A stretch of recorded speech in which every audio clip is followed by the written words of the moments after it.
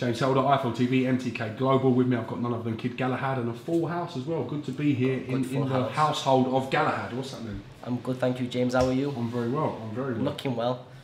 Been putting a bit of weight and trying to slim down a little bit. Bulking up, yeah? Don't know about that. In the wrong way. But enough about me, Barry. Let's talk a little bit about you. How are you? I'm good, thank you. You know, been training hard. I'm in good shape. Just waiting to finalise on a date.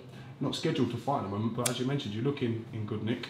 Yeah, they're saying December times. We're just trying to finalise on an opponent and venue for December. But you know what the problem is, James?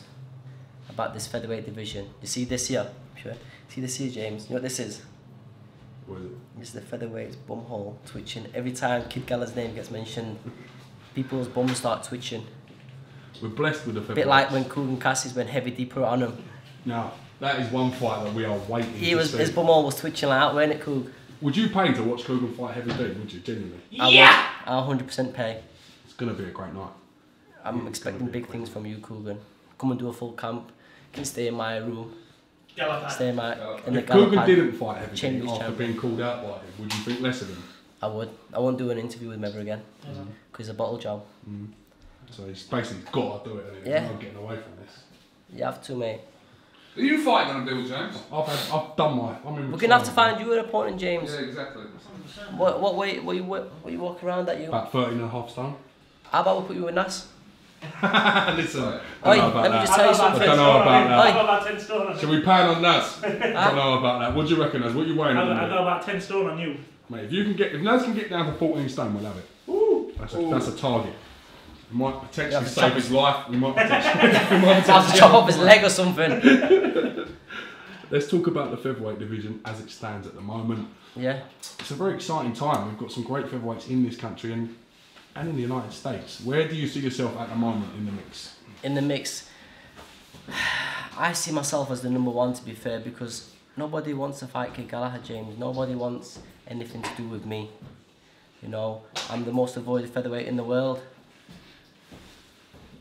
We saw featherweights in action this weekend just gone. Yeah. Carl Frampton. I want to come on to the I'm the glad. Twitter spat between you and Whoa, Carl whoa, Frampton. whoa. I'm very, very glad you brought up our friend Carlos's name today. Let me just tell you something about Carlos here. You know why we call him Carlos? Go on. Did you see him in his last fight? He looked like a fat little Mexican. So we've changed the name from Carl to Carlos. I think he's been having way too many tacos and coronas in between fights because his conditioning looked absolutely terrible. And you know, let's start from the beginning. I think it might have been a month back, James. Him and Lee Selby were going back and forth saying, oh, he's avoiding him and whatever. So I come out with a solution. I put a tweet out. I says, why don't we all jump in the Super Series, James, and we all join it. Then no one can complain about anyone avoiding who, because I feel like I'm the most avoided featherweight in the world. So he ignored the tweet anyway, because that's what he does sometimes. Lee Selby said he was game. Even Jojo Diaz got in there and, you know, put out a tweet, said he was game. Then about 2 or 3 days later, I think he might have played on his head a bit. He put out a tweet saying, when did Barry from Sheffield start calling the shots? Then I put me ringside for your next fight and I'll call the shots out for you. Then he went back and forth. Then he put a tweet out of a needle. And then after 3 or 4 minutes, James, he took it down. You know, that shows me that, you know, he's definitely scared of me. Or there's something there with him, with me and him. There's something, you know. I think he really does fear me, you know. And then a week later, James, I seen him at the Josh Warrington. I think, yeah, Josh Warrington's Salon fight. So I went down there because I wanted to see what the fuss was about. Josh Warrington, he's good. He's got a good engine on him. He can fight, you know, but nothing really, you know. When I watched him, I didn't really think anything of it. I didn't think, oh, you know, he was dangerous or anything. And then some of his, you know, Carl's got a lot of fanboys on Twitter, you know, bum boys. And one of them put a tweet out saying, oh, Carl Frampton's here. So I looked round, I couldn't fucking see him. So I looked on the floor and I seen his shoulders among everyone's feet. So I knew he was definitely there. So went over, shook his hand.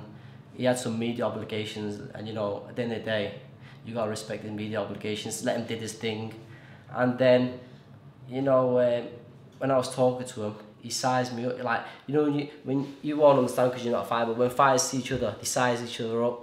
So I see him, like, he grabbed my hand, you know, he tried to size me up to see what I was about, and I felt like he was very intimidated by me. So in fact, let me have a look. Where's my phone? Let me just see. I've got my phone somewhere. Let me show you this. This is what he put. Let me show you this.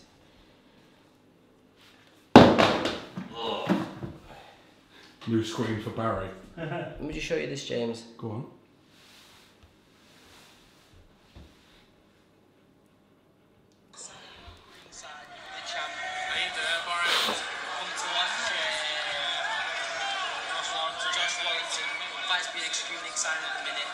Tell you what would be more excited. Being in the 2 and 6. What do you reckon? Can we get it on at some point? Why not? But you have to stop pestering me on Twitter. Leave me alone. Need to see you both in there. Top caliber, mate. So obviously he was saying I was pestering him on Twitter, so I had to give him a bit of, you know, give him a bit of space on Twitter there. But he said he was game for the Super Series. But obviously, you know, I didn't really think nothing of it, and he said something about, I'll put an article tomorrow and make sure you read it. I didn't read it anyway. About 2 or 3 days later, I'm in the gym and I seen Latif, and he goes, oh, obviously Latif Shafiq, and he goes, no, have you seen that article Carl Frampton's put out? So I just went, no. So I went home, had a look. So he put everybody in there apart from me, you know, and even put Rugondao in there. He had the opportunity to fight Rugondao at sub-bantamweight. Am I right? Is that correct, James? I can't comment on. But it is right. That's a fact. He had the The fight opportunity. was spoken about before. But no, I don't but know- I can't Rugondao comment was on the who was offered mandatory what. challenge. Is that right? That's a fact, innit? Rugondao was mandatory to fight for the WBA super title. So what did Carl do? He vacated the title because he didn't want nothing to do with him and moved up to featherweight. So in this article anyway, he put in people he knows that are not going to enter the Super Series. And then, anyway, forget about all that. Was you pissed off when your name weren't on that list? When he put out the article, so to speak? No, because it just shows you, doesn't it? It shows you that, you know, he fears me. It shows you want to put me in there because why would you want to put someone in there who you know is going to smash you up and beat you? You wouldn't, would you? So anyway, he's boxed this weekend, hasn't he? He boxed against a racer. He boxed this weekend. What did you think to his performance? In fact, let me just put this. It doesn't matter what you think or what I think about his performance, does it? Because it wasn't the best Carl Frampton on Saturday night. I expected a lot better from him on Saturday night. You know, he picked his opponent. It was supposed to be an easy job. He made hard work of it, an easy opponent. The kid had the slowest feet I've ever seen.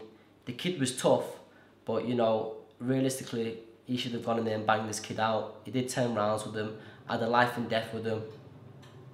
And then I put out a tweet the next day saying, congratulations, Carl. There's some unanswered questions. Is it his fitness? Is it his desire for boxing? I don't know what it is, but there's something definitely missing with Carl Frampton. And I said, but it could have been worse. It could have been, you could have performed like Scott Quigg did in his last fight, which was absolutely rubbish. And then he replied back and put something like, what did he put back? He put back, could have been worse, could have been a drug cheat. Let's just get this one thing right, yeah, James?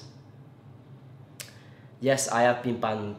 I have been banned for obviously drugs, but I've saved my time, and you know now I need to get on with my career. People are complaining, saying, "Oh yeah, he's being banned and this and that." Listen, let me just tell you something. I had 18. My sentence got reduced from 2 years to 18 months. That's the first time ever in the drug history anybody to get the sentence reduced. So you know there's something definitely iffy about it, and you know. He's trying to put the boxing wheels to right. How about this? Let me another solution for you, James. How about this? How about he fights me? I'm the drug cheat, and he's the anti-drug cheat. How about I can be the pantomime villain. He can be the superhero. You know, I can be Joker, and he can be Batman. You know what I'm saying? And we can fight each other. But let me just tell you one thing. If I ever boxed him, if we ever got dancing in that ring, one thing's guaranteed, James. He'd be leaving that ring like penguin, wobbling all over. And you know, it's boxing for you. The fights that everybody's been talking about in the featherweight division, including yourself, Frampton, And in fact, James, let me tell you something. you know, on Saturday night, the Jackal, he called himself the Reborn Jackal. That's his new nickname, innit, whatever it is. Let me just tell you something, he didn't look like no Reborn Jackal on Saturday night. He looked like a fucking lost puppy in there. He didn't know where the fuck to put his head. It's like he's got, you know, he hasn't got no plan B. He does the same old stuff and nothing different. Like I was just saying, Frank Warren's got 3 great featherweights. Yeah. Potentially, could there be a big featherweight show where you guys pair off and the winners then go on to face each other? Yeah, it could be, you know, it's just getting it all organised and getting it together. I'm down for it. You know, the Salons are doing a fantastic job on the Super Series. Why don't we all enter the Super Series? What, as a featherweight? Yeah, as a featherweight, all of us.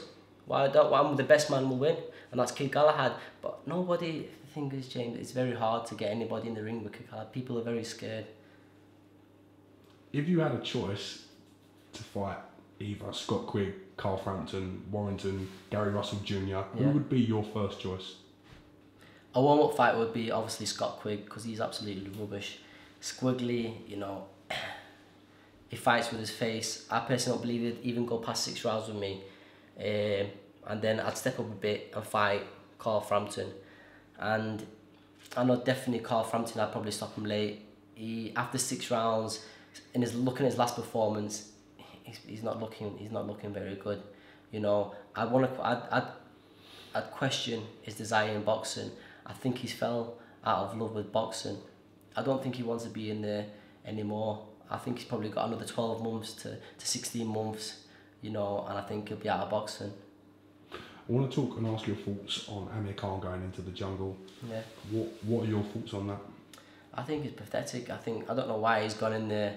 I think he would make more money fighting Kell Brook, you know, in Wembley than going on this pathetic show. I don't really watch TV. I ain't really seen much There's of not it. a TV in this house, is there? No, there isn't. We don't. Look, come here, James. Let me show you something. Come here. Let's just say, look at this fridge, James. Look. See in here, James. This is all we've got. Look. We're gonna have no chocolate, no sweets, nothing. That's all we've got, James. That's how we live, James. We live the life. You know. Let me tell you something. If Carl Frampton come here and train for his next fight in this house, I guarantee you, he'd put on the best performance of his career. 100%. He'd definitely beat any featherweight in the world apart from Kid Galahad. That's a fact. Look, we ain't got no TV. Look around. We ain't got nothing, man. Look, it's how we live the life. If this system of training is good enough for Kell Brook and Billy Joe Saunders, why ain't it good enough for the Jackal? You know, and I think that's what he needs. He needs a good big change to get himself back up there. What's the plan going forward for yourself now? How do you get yourself in the mix for these big fights? I need to keep on winning. I'll tell you something, none of them, Josh Warrington, Lee Selby, Carl Frampton, Squiggly, these guys, they don't want nothing to do with Kid Galahad. You know, so the only way I'm going to end up fighting these guys is in a final mandatory to get myself in a mandatory position and fighting for a world title, James. Especially Carlos. Carlos don't want it. You know why we call him Carlos? That's his new name, James. You know why we call him Carlos? You don't know? Because he's like a little fat little Mexican. In his last fight, that's what he looked like, didn't he? He looked like a little fat little Mexican. He looked like he'd been eating too many tacos and fucking drinking too many Coronas. What's going on with the promotion side And for yourself? Sorry to interrupt you. Yeah, sorry. And James, do you know why we call him Carlos? Because he's used to losing, isn't he? He's lost his fucking belts, James. He's lost his desire. He's lost his muscle. He's lost his conditioning. He's lost his boxing ability. He's lost his one punch KO punch. He's lost everything, and so you know him and Loss at the minute are getting on. What's the situation regarding promotion terms for yourself at the moment? Where are you at? What's going on? I'm not signed up with no promoter at the minute. You know, Dominic Ingle's my manager, and you know we're trying to, like I was saying earlier on, we're thinking about a fight in December. We're thinking about the opponent. We're trying to finalise the opponent and the venue for December time. So, listen, if Frank Warren give me a call and said to me, "Do you want to fight one of these?" blah blah. I take it with both hands. As you know, with promoters, it's Yeah. very rarely you'll get offered a one fight sort of deal. Yeah. People want. Frank. No, I'm not talking about Frank yeah, Warren of in course. particular. I'm talking about every promoter. Yeah, of course. Do you think it's detrimental to yourself that you haven't got that deal and you haven't got that plan and that platform to build on? Yeah, time will tell, won't it? But let me just say something. Frank's not gonna sign up a kid who's gonna beat up as other kids. His number one is obviously Carl Frampton, who sells a shitload of tickets, and his number two, Josh Warrington. You know what I mean? He's not gonna put them in with me. He's been around a very long time, Frank. He knows his boxing, and he knows if I get in there with them, they'll be on the last legs. Does it hurt you when people like Carl Frampton bring up the drug issue ban? Does that offend you? Does that wind you up? Does it get under your skin? No, of course not. It comes with the territory, doesn't it? That's part of boxing. Listen, I've done my time, and that's it. Because all the thing him and Scott Quigg ever put out, drug cheat, they can do that because there's nothing else. Let me just say, none of my performances have ever been bad. I've never look at Scott Quigg's last two performances. What would they look like? He looked terrible. His face, he come out the ring looking bashed up. Carl Frampton, look at his last performance. I'm just saying, my last performance, I don't look nothing like that. I get in there and perform. These guys having life and death fights when they're supposed to be easy fights. When I'm supposed to have an easy fight, at least I go in there and do the job on these kids. I don't come out, look at me, look at my good looks. Now you mentioned potentially Dominic Ingle's going to get you out toward the end of the year. Yeah. So what level of opposition are you looking at then? Are you looking at someone that's going to make the other featherweights stand up and take James, notice? let me tell you something. Any of them in the top, I'm number 5 in the IBF now, and I'm number 7 in the WBC. If any of them said to me, you want to fight, I think Scott Quigg's in front of me, Josh Warrington's number 1 contender, Carl Frampton's number 3, Jojo Diaz is number 4, and I'm number 5 in the IBF rankings. If any of them turn around and said to me, obviously I want to go forward, so if they said to me to fight any of them, I'd happily turn and take the fight.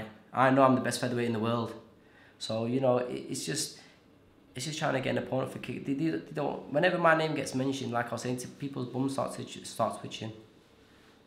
Do you feel you need a big promoter behind you to deliver these fights? Yeah, you just don't know. I definitely need a promoter. Me and Dominic have been speaking about it, and maybe in 2018 we might sit down and see the options with these different promoters.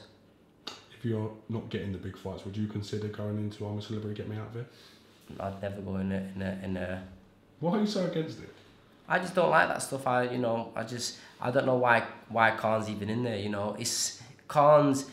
He's a celebrity, but it's not that what he needs to work on. It's his boxing ability. He's gone backwards in his last fight, in his last 3 or 4 fights. He's looked terrible. At the end of the day, he's known to be a boxer. He's only known because he's a boxer. And the main thing about boxing is winning. So forget everything else. No one cares how much of a celebrity you are. You need to go in there and win in style. And he's lacking his boxing ability. He's lacking. I don't know what he just doesn't look the same, does he?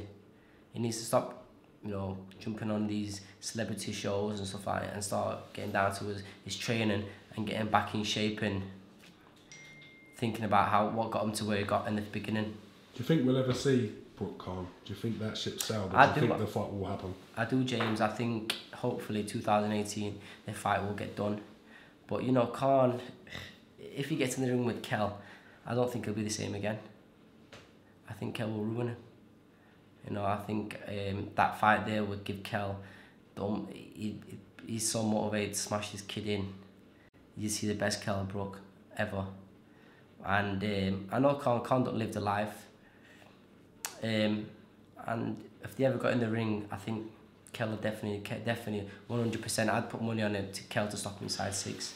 What's it like living with Billy Joe Saunders day in, day out? He seems like a bit of a wild man. How do you sort of... No, the thing is with Billy Joe, me and him get on like house on fire, but I'll tell you something, he is a bit wild, he'll have a laugh and a joke, but when it comes down to training, he is on it 100%.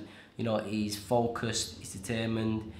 All he does, me and him, he'll come in here, get up at 6 o'clock, have his coffee, go across to the gym, train, come back, lie down, he'll be on his phone, have a nap, go back to the gym at 3 o'clock. And I'll tell you one thing, especially for this Lemon fight, he's on it. Even in his last fight, he was on it, but this fight, he's on it even more, because he knows he can't cut no corners whatsoever. And he's one thing about him, he's 100% dedicated athlete. Do you see him putting on a career best performance in Canada December 16th? Yeah, I think styles make fights, James, and I think Le Mans is the perfect style for someone like, Billy Joe, slick southpaw. I think he's gonna go in there and smash him up from pillar to post. If he wants these big fights, the likes of Canelo and Golovkin, he's really got to go out there and do a job on day. Yeah, he does, regardless, because obviously Canelo and Golovkin, there's going to be a rematch, one of them's going to be a winner, there's going to be a loser. And I think end of 2018, I think the loser will want to fight, the winner of Lee Selby, the winner of David Lemon and Billy Joe. Some other big fights out there in the weight division for him as well, but again, it all depends on how he performs and coming back with that WBO. Yeah, he is. I'll tell you something, Dominic's done a fantastic job on him. The thing with Billy Joe, it's not the boxing skills with him, he's got unbelievable boxing skills. I think it was just the lifestyle, making the weight correct. And so far, especially in his last fight and this one, he's got Dominic, he's got Greg Marriott doing his nutrition for him, and he's on it, and you will definitely see the best Billy Joe Saunders ever on December the 16th. So after December the 16th, you guys are all going out to Canada. We'll have an announcement regarding your fight. Yeah, hopefully. You don't know, James, I could be out on Billy Joe's undercard. You never know, do you? Is that why you stay so ready? Because yeah, not having an opportunity could come up. Look at me. Did Carl Frampton boxed on Saturday? Did he look as good as this? Did he? It looked fucking like I was saying. He looked like a fat Mexican. Too many tacos and too many coronas. He needs to stay off them coronas. He needs to start living the life in the boxing world. I know you're going to go and do a session now with Dominic Ingle. Yeah. We're going to come and watch a little bit of it. I appreciate you making yourself available for IFL TV. Always for you, James. And when I get a date, stamped on, you'll be getting the first phone call, James. You. Appreciate IFL. Bruv. Are you going to bring back the brass band? What's going on? We ain't had Galahad's band for a little while playing. No, they've got the sack. They had the sack. They weren't no good. They were playing too much racketing. Look who it is, Mr. Kuban Cassius. Right, I cool. can't leave my bag around though. Huh? I can't leave my bag around. Why? Because it'll have like things cut out of it. Oh, look at that. He's trying to say if you leave a bag in the Ingle gym, things are going to go missing. I didn't mean Ingle Jim, I meant Billy Joe Saunders. Huh? MC Void. Yeah. MC Vile, fuck you. Not getting into that. Quick, let me take Not this getting camera into that. Go away, and bro. spit me a quick It's getting 16s. cut out. Come on, James. It's Just getting cut MC out. Vile, come on. Suppose a quick 16. No 16s. Yeah? No Can you 16s. spare a quick 16 for us or what? Come Come on, Boogie. Come on. Leave me alone. Come on, man. Leave me Suppose I alone. got 16. James, you really don't want this conversation to carry on. Leave me alone. MC Vile. Kid Galahad, on that note, thank you very much for your time today. Great pleasure, mate. No problem, Thank you, James. Tom. Pleasure.